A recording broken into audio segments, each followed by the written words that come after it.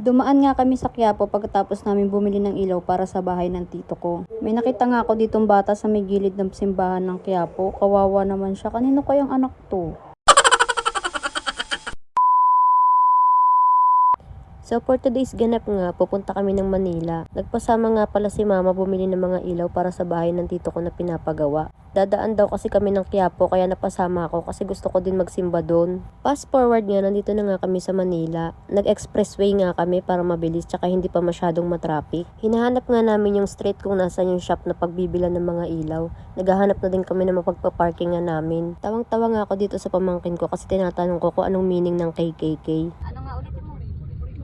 Dali! Katipon-tipunan, kagalang-galangan sa pagtipon. Ang galing talaga. At dito nga kami nakahanap na mapagpaparkingan namin sa may Isitan. Ang layo nga ng pagparkingan namin, pero okay lang, at least safe kasi may mga magbabantay. May bayad nga din pala dito, di ko natanda kung magkano. Pagpasensya nyo na nga yung boses ko mga sis. Ang sama kasi ng pakiramdam ko. Sabi nga nung guard may parking slot pa sa letter I. Kaya nagpaikot-ikot muna kami dito sa parking area. Nahilo na lang kami kakapaikot-ikot. Pagka-park nga namin, ang una naming hinanap CR. Mga ihing-ihi na kasi kami. Pagkatapos nga namin mag-CR, lumabas na din kami ng mall. Akala nga namin nandun sa loob ng mall yung shop na pagbibilan namin ng mga ilaw. Pero ang sabi nga ng guard, wala daw doon. Diyos ko, nasa mundo ata ng mga tao yung pagbibilan namin ng mga ilaw. Encantado yarn.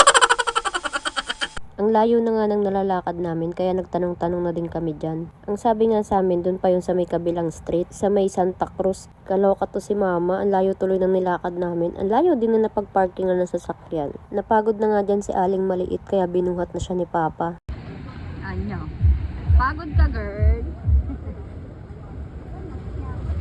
Nandito na nga kami sa shop na pagbibilan ng mga ilaw. Namimili na nga si mama dyan ng mga ilaw, tapos pinakita niya na rin kay tito kung ano yung mga bibilin. Ang dami ngang mga ilaw dito mga sis, tapos ang gaganda pa, ang dami niyang pagpipilian. Meron sila yung pang outdoor, pang indoor, pang bar, mga ganun. Ganito na din yung mga cravings ko pera na lang kulang. Soon, kami naman magpapagawa ng sarili naming bahay. So ayan, nakapili na nga si mama ng mga ilaw. Binayaran na din niya, tapos umalis na din kami. Nagugutom na kasi kami, anong oras na din yan. Ay, sa tangkat.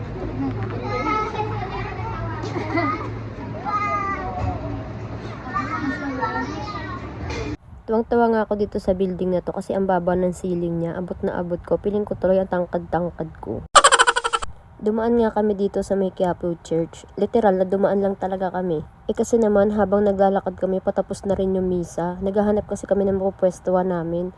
Sobrang init ba naman, nakakaloka, may mga kasama pa kaming bata. Habang nabili nga niyan si mama ng dragon fruit juice, si papa naman naghahanap ng mapupwestuhan namin. Dito na nga lang daw kami mag-antay habang kinukuha nila yung sasakyan doon sa may Isitan. Dito nga kami sa may gilid ng simbahan pumesto at itong si Aling maliit nakakuha pa ng upuan niya. Sa nagtitinda talaga ng sampagita yan.